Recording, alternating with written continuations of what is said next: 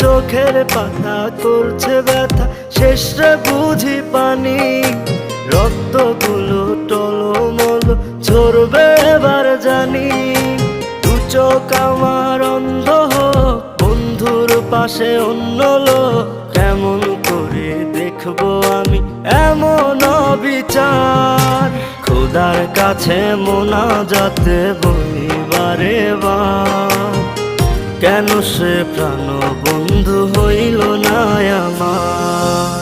নই কি আমি তার যোগ্য, নাকি আমার এমন ভাগ্য, এত ব্যথা সইতে আমি পারবো না যে আর।